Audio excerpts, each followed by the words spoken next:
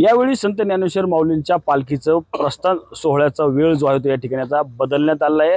ही वेळ का बदलण्यात आली याच संदर्भात बोलण्यासाठी आपल्यासोबत संस्थांचे विश्वस्त आहेत।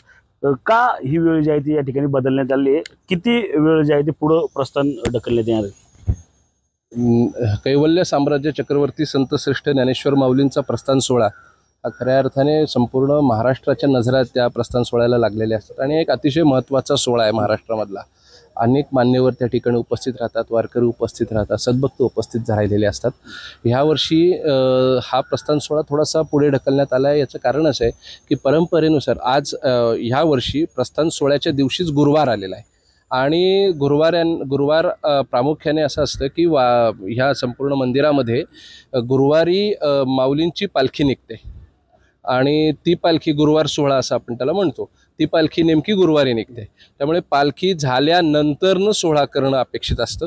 त्या दृष्टिकोनातून पालखी झाल्यावर आरती होईल आणि आरती झाल्यानंतर प्रस्थान सोहळ्याला सुरुवात होईल।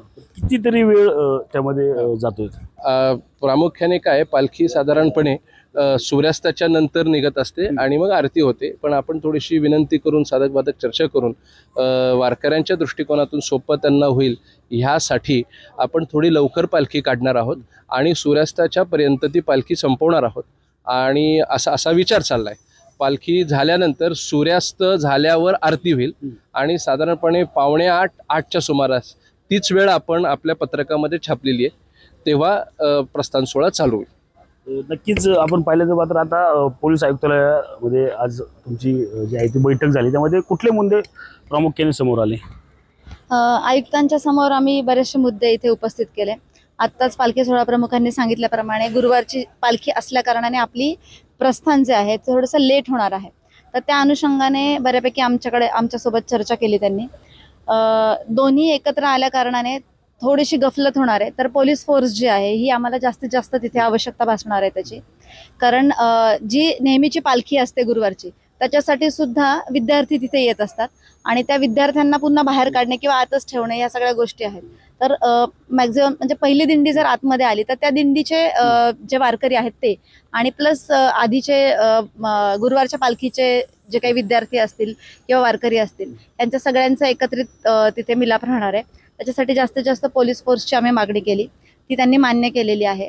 त्याच्यानंतर उशिरा पालखी निघतीये ह्या वेळेस, परंतु जनरली आत्तापर्यंत असं कधी झालं नव्हतं। त्यामुळं दरवर्षीचे बाहेरगावहून आपल्याकडे वारकरी संप्रदायातले लोक येतात, जे प्रस्थानाच्या वेळेस इथूनच आपल्यासोबत वारीसोबत निघतात, इथूनच वारी जे सुरू करतात।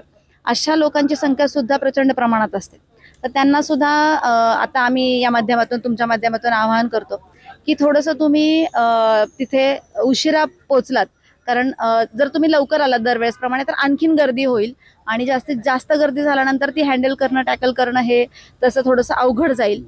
त्यामुळं आम्ही ती सुद्धा तुमच्या माध्यमातून मी आवाहन करते सर्व जनतेला की तुम्ही थोडंसं उशिरा या। याच्या बाबतीत सुद्धा आमची चर्चा झाली, तर आयुक्तांनी सुद्धा आम्हाला हीच विनंती केली की तुम्ही चॅनल्सच्या माध्यमातून सुद्धा हे आवाहन करा आणि तसं तुम्ही आम्हाला आज संधी दिलेली आहे। आणि त्याचप्रमाणे 2 वर्षापूर्वी जो प्रकार घडला होता लाठीचार्जचा, त्याच्यामध्ये पोलिसांनी आम्हाला प्रचंड सहकार्य केलं होतं, परंतु जे काही गैरसमज झाले होते ते टॅकल करण्यासाठी एक नवीन CCTV कॅमेराज जे आहेत हे बसवण्याची आम्ही विनंती केली, ती सुद्धा आयुक्तांनी मान्य केली।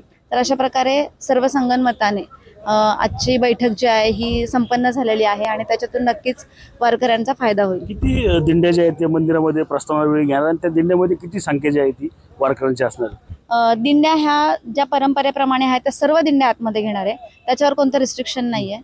जे परंपरेच्या अनुसार आमच्याकडे जी नोंद आहे त्या सगळ्या दिंड्या आतमध्ये घेतल्या जाणार आहेत।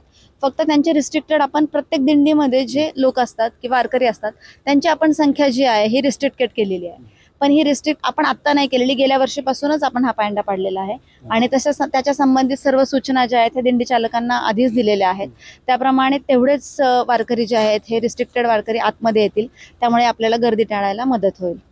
नक्कीच आपण पाहिलं तर या वर्षी जे आहे आता प्रस्थान सोहळा जो आहे तो काही वेळ लांबणार आहे, कारण ही तशी त्या ठिकाणी विश्वस्तांकडून या ठिकाणी देण्यात आले, त्यामुळे सर्व वारकऱ्यांनी जे आहे ते आता या सर्व वेळेचं नियोजन करत जे आहे आता मंदिर परिसरात यावं असं आव्हान जे आहे आता विश्वस्तांकडून या ठिकाणी झालेलं आपल्याला पाहायला मिळत आहे। कॅमेरामॅन विशाल शिंदे, समीर रणजित जाधव, TV9 मराठी, पिंपरी चिंचवड.